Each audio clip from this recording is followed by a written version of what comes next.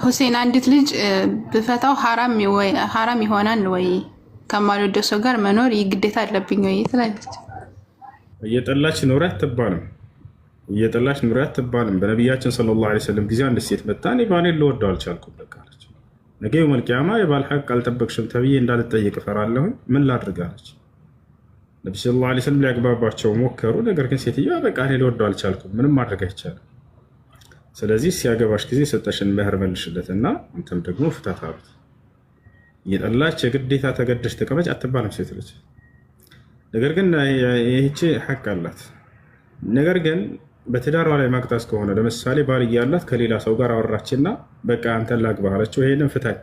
ይህን መንገድ የሚሄዱ ሴቶች በጣም ከባድ ወንጀል ላይ ናቸው።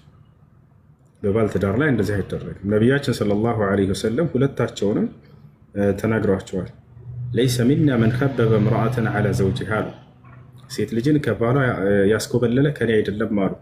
ከባሏ ማስኮብለል ታውቃላችሁ? የወል ቋንቋ ነው። የሰው ሚስት አውርቶ ምናምን ከዚያች አፋቶ የሚያገባ ሰው ማለት ነው። ይሄ ሰው ከኔ አይደለም ብሏል ነቢ ሰለላሁ ዐለይሂ ወሰለም። ይህ ከታላላቅ ወንጀል መሆኑን ለመግለጽ ነው። አንድ ሐዲስ ነቢ ሰለላሁ ዐለይሂ ወሰለም ተናግረው ወንጀልን ገልጸው ይሄን ያደረገ ከኔ አይደለም ካሉ ያ ወንጀል ከታላላቅ ወንጀል መሆኑን ለመግለጽ ነው። ይሄን ያደረገ የተረገመ ነው ካሉ ያ ወንጀል ከታላላቅ ወንጀል መሆኑን ለመግለጽ ነው። ቦታቸዋል። ይሄን ያደረገ እኔ ከእርሱ የጠራሁ ነኝ ሆነ በሪኡ ሚንሁ ካሉ ያ ወንጀል ከታላላቅ ወንጀል መሆኑን ነው። ይሄን ያደረገች የጀነት ሽታን አታገኝም የሚል ሐዲስ ልትሰሙ ትችላላችሁ። ጀነትን አትገባም ማለት አይደለም ጀማ፣ ነገር ግን ከታላላቅ ወንጀል መሆኑን ለመግለጽ ነው። ለምሳሌ አሁን እንደ ቅድሙ አይነት ያደረገች ሴት ነቢያችን ሰለላሁ ዐለይሂ ወሰለም ምን አሉ?